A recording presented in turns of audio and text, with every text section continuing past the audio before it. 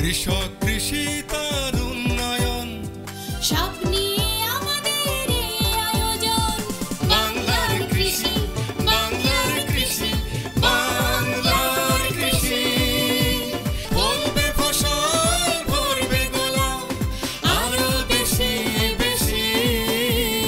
বাংলার কৃষি, বাংলার কৃষি, বাংলার কৃষি, বাংলার কৃষি, বাংলার কৃষি।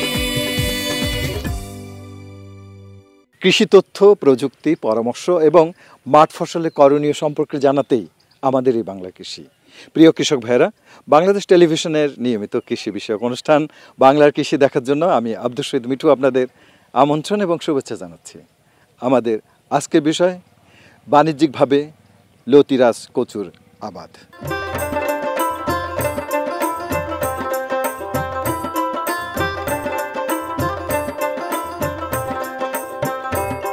কচু বাংলাদেশের একটি পরিচিত ফসল। কচুর মুখী পাশাপাশি এর লতিও খুবই জনপ্রিয় সবজি। দেশের অনেক এলাকায় লতি উৎপাদনের জন্য লতিরাজ কচু আবাদ করা হয়ে থাকে। কচুর লতি উৎপাদন শেষে কচু সংগ্রহ করা যায়। লতিরাজ বাংলাদেশ কৃষি গবেষণা ইনস্টিটিউট থেকে উদ্ভাবিত পানি কচু জাত। এটি বাড়ি পানি কচু এক নামেও পরিচিত। এ জাতের কাণ্ড অপেক্ষা লতির প্রাধান্য বেশি। জীবনকাল 180 থেকে 270 দিন। রোপণের 2 মাস থেকে 7 মাস পর্যন্ত লতি হয়ে থাকে। লতি সমভাবে সিদ্ধ হয়। কচুতে প্রচুর পরিমাণ শ্বেতসার, লৌহ, ফসফরাস, ক্যালসিয়াম এবং ভিটামিন এ ও ভিটামিন সি রয়েছে। দীর্ঘকাল ধরে কচু ভেষজ হিসেবেও ব্যবহার হয়ে আসছে। চুয়াডাঙ্গা জেলাধীন জীবননগর উপজেলার মেদিনীপুর গ্রামের কৃষক মোহাম্মদ রিকাবুল ইসলাম তার 1.5 বিঘা জমিতে লতিরাজ কচুর আবাদ করেছেন। এই জীবননগর উপজেলায় বিভিন্ন মাঠে দেখতে পাচ্ছি যে এই লতিরাজ কচুর চাষ হচ্ছে। আমরা জানবো কৃষক ভাইরা আসলে এখানে ওনারা কি কি উপকরণ ব্যবহার করে বা কি কি প্রযুক্তি ব্যবহার করে এই চাষটা করছেন। কি নাম ভাই আপনার? আমার নাম মোহাম্মদ রিকাবুল ইসলাম। রিকাবুল ইসলাম ভাই, কেমন আছেন আপনি? জি ভাই, আমি ভালো আছি। আপনি ভালো আছেন? আচ্ছা, হ্যাঁ আমি ভালো আছি। আচ্ছা ভাই, আপনাদের এই এলাকায় দেখলাম মাঠের পর মাঠ বিভিন্ন জায়গায় এই লতিরাজ কচুর চাষটা আরম্ভ হয়েছে। এটা কবে থেকে আরম্ভ হলো প্রথমে একটু যদি বলেন। ভাই এটা হচ্ছে গিয়ে আগে 3-4 বছর যাবৎ এই চাষটা আমাদের মাঠে এসেছে। এই চাষটা খুবই লাভজনক চাষ। পর্যায়ক্রমে এই জিনিসটা আমাদের মাঠে খুব বৃদ্ধি পাচ্ছে চাষের জন্য। এই প্রথমে লাগাইতে হলে কয়টা চাষ দিতে হবে এবং এটার পরিচর্যা কিভাবে করতে হয় বা সারা বছর এটা কি কি করতে হয় সে বিষয়টা যদি একটু বলেন। এই চাষটা করার সময় আগে জমি নির্বাচন করতে হবে। জমি সিলেক্ট করার পরে সেই জমিটা কি নিচে হতে হবে? একটু নিচে হলে ভালো হবে, কারণ পানি ধরে রাখতে পানি থাকে, পানি থাকবে সেই জমিতে খুবই ভালো হবে। 4 থেকে 5টা চাষ দিতে হবে, দিয়ে জমিটা তৈরি করতে হবে। তৈরি করার পরে কিছু আমরা ফসফেট সার ব্যবহার করি। সেই সারগুলো ছিটানোর পরে 2 থেকে 3 দিন বাদে আমরা কচু কাটিং করে লাগাই, লাইন বাই লাইন। লাগানোর পরে 15 দিন 1 মাস বাদে বাদে দুটো করে সার দেওয়ার পরে এই কচুর চাষটা আমাদের উৎপাদন হয়। আচ্ছা, কতদিন পরে লাগানোর এই কচুর লতিটা বের হয়? 60 দিন পরে ফুল পরিমাণ লতি উঠবে, তখন বিক্রি করা যায়, তখন বাজারজাত করতে পারি আমরা। আচ্ছা, তো কতদিন পর্যন্ত ওঠানো যাবে একটা গাছ থেকে? এটা আপনার নিম্ন হচ্ছে গিয়ে 7 থেকে 8 মাস এই কচুর লতিটা বিক্রি হবে। সুন্দর বাম্পার ফলন হবে। 3 বছর যাবত চাষ করছি। চাষটা খুবই লাভজনক বলে আমি চাষটা করছি। 1 বিঘে জমিতে আমি 8 থেকে 10 মণ 12 মণ মাল পাই। 8 থেকে 10 দিনের মধ্যে আমি তুলা দিই। সপ্তাহে তুলা হয়, একটা সপ্তাহে তুলা দেবো, 10 থেকে 12 মণ মাল আমি পাবো। কত করে কেজি বিক্রি করছেন এখন? এখন এটা বাজারজাত করে বাজারের উপর ডিপেন্ড করে। বাজারে আমি এই বছরে 50 টাকা, 52 টাকা, 55 টাকা পাইকারি রেট বেশি দিয়েছি। 60 টাকা পর্যন্ত বেচেছি। আচ্ছা, তার মানে এটা একটা উচ্চ মূল্যের ফসল। হ্যাঁ, ধান বা অন্য চাষের থেকে এটা লাভজনক। জি জি। আচ্ছা, আপনাদের এখানে কতজন কৃষক ভাই চাষ করছে আনুমানিক? এখানে এখন এই চাষ করতে করতে এখানে আমাদের এখন ভালোই হয়ে গেছে। সবাই প্রায় সবাই করে, মেলা কৃষকই চাষ করছে এখন।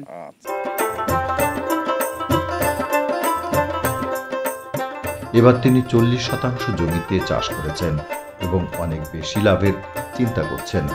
উপসহকারী কৃষি কর্মকর্তা কচু চাষ সম্পর্কে পরামর্শ প্রদান করে থাকেন। কচু আবাদ কিভাবে করতে হবে এবং কিভাবে লাভবান হওয়া যাবে এ বিষয়ে পরামর্শ দেন।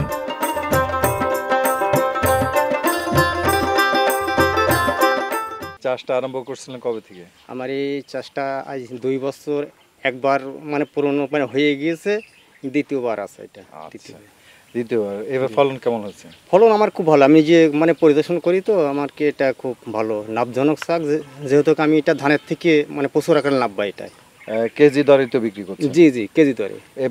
যদি উৎপাদন বেশি হয় তাহলে বিক্রি করতে কি কোনো অসুবিধা? না না না, বিক্রি হয়ে যায়? জি জি, বিক্রি হয়। তার মানে বলা যায় যে এটা লাভজনক এবং বাজারে চাহিদা? জি, বাজারেও চাহিদা আছে, তারপরে জমিন থেকেও নিয়ে যাওয়ার একটা মানে লাইন আছে। আচ্ছা, রোগ বালাই পোকামাকড় লাগে কি না? হ্যাঁ লাগে, মানে সীমিত, খুব একটা না, অন্য অন্য ফসলের মতো না? না না না, এটা মানে পরিচর্যাটা কম লাগে? জি জি, একটু পরিচর্যা কম লাগে। তার মানে উৎপাদন খরচটা কম? জি।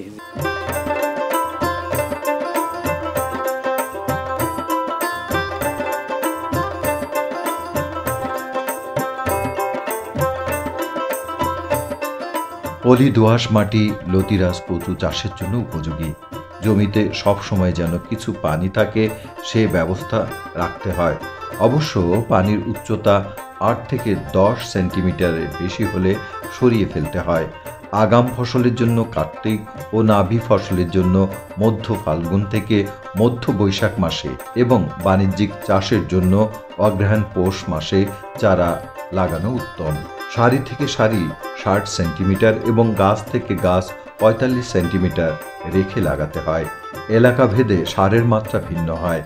এলাকার জন্য অনুমোদিত মাত্রায় গোবর, TSP, gypsum, zinc sulphate, boric acid ও অর্ধেক এমওপি সার জমি তৈরির সময় শেষ চাষের আগে প্রয়োগ করতে হয়।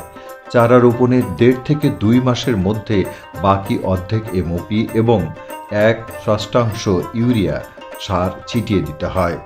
বাকি ইউরিয়া 5 ভাগে ভাগ করে 15 দিন পর পর ছিটাতে হয়।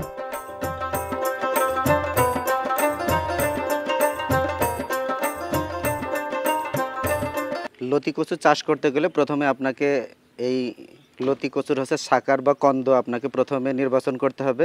সেই শাকার প্রথমে আমরা যদি প্রতি বিঘাতে আপনার 4000 পিস মতো লাগে, আমরা প্রথমে শাকার বা কন্দ লাগিয়ে থাকি এবং এটা লাগানোর পরবর্তীতে আপনার প্রথমে 4 থেকে 5টি চাষ দিয়ে আপনার হচ্ছে জমি প্রস্তুত করতে হবে। আপনার হচ্ছে টিএসপি, এমওপি এগুলো প্রথমে আমরা দিয়ে নিই, তারপর হচ্ছে জিপসাম, এই সারগুলো দেওয়ার পরে যখন চারাটা লেগে যাওয়ার পরে পরবর্তীতে আমরা কিস্তি আকারে আর কি আপনার পর্যায়ক্রমে ইউরিয়া সার সহ অন্যান্য সারও দিয়ে থাকি এবং এখানে কীটনাশকের প্রয়োজন খুবই কম। মাঝে মধ্যে আমরা হচ্ছে প্রয়োজন অনুসারে ছত্রাকনাশক এবং খুব সামান্য পরিমাণে ইমিডাক্লোরোপিড গ্রুপের কিছু কীটনাশক প্রয়োগ করে থাকি। আপনার স্বল্প খরচে মোটামুটি কচুরলতি আবাদ করা সম্ভব।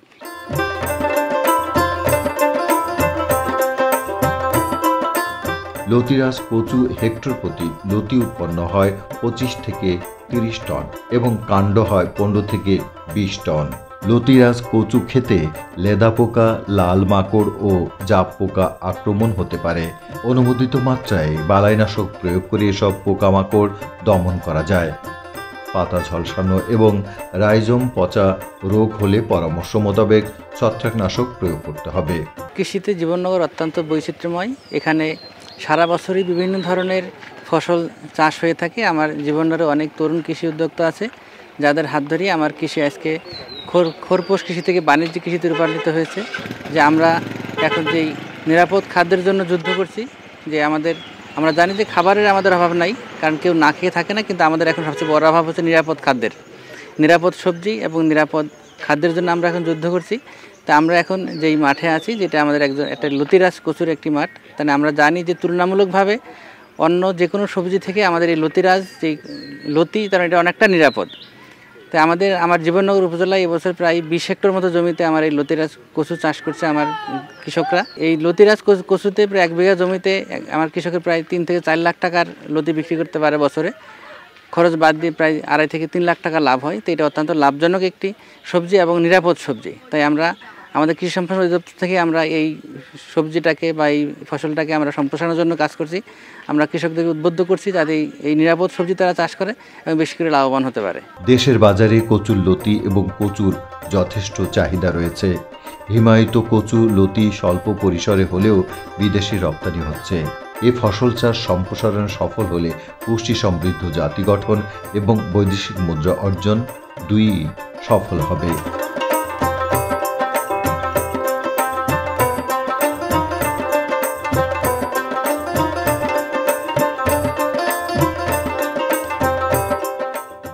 জীবননগর উপজেলায় এ পর্যন্ত 20 হেক্টরের অধিক জমিতে এই লতিটা আবাদ করা হচ্ছে আর কি। একসময় ছিল না। কৃষি সম্প্রসারণ অধিদপ্তরের পরামর্শে উচ্চমূল্যের ফসল হিসেবে এটি কিন্তু পরিচিত হয়েছে এবং এখানে দিনের পর দিন এই আবাদের জমির পরিমাণ বৃদ্ধি পাচ্ছে। এখানে লতিরাজ কচুর লতি তো খাই, পাশাপাশি যে ওর যে গাছটি সেটিও কিন্তু এখন বিক্রির জন্য প্রক্রিয়ায় চলে এসেছে। রোগবালাই খুব একটা হয় না, পোকামাকড়ের তেমন কোনো উপদ্রব নাই। আমাদের ওই চাষের জন্য অত বেশি টেনশনও করতে হয় না। কৃষকরা অনায়াসে এটি আবাদ করতে পারেন এবং ক্ষেতটি ভারতের রোগমুক্ত আগাছামুক্ত এরা রাখা সম্ভব আর কি।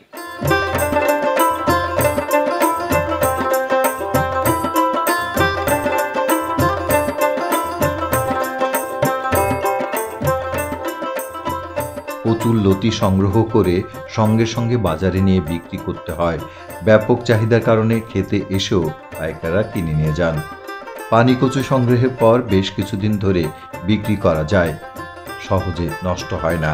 লতিরাজ কচু দেশের পুষ্টি চাহিদা পূরণে গুরুত্বপূর্ণ ভূমিকা পালন করতে পারে। বাজারে এর ব্যাপক চাহিদা রয়েছে এবং লতিরাজ কচু আবাদ করে কৃষক ভাইয়েরা লাভবান হচ্ছেন।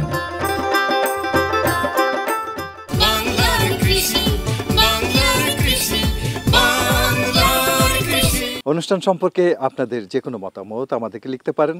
লিখবার ঠিকানা প্রযোজক বাংলার কৃষি, কক্ষ নম্বর 223, বাংলাদেশ টেলিভিশন ভবন, রামপুরা, ঢাকা 1219। ইমেল বাংলার কৃষি 1314@gmail.com। Facebook Bangladesh television. ইচ্ছে করলে অনুষ্ঠানটি ইউটিউবে দেখতে পারেন। উচ্চ মূল্যের এই লতিরাজ কচুর আবাদ দিন দিন বৃদ্ধি পাক, সেটাই আমরা প্রত্যাশা করছি। কৃষক ভাইরা, আজ এ পর্যন্তই।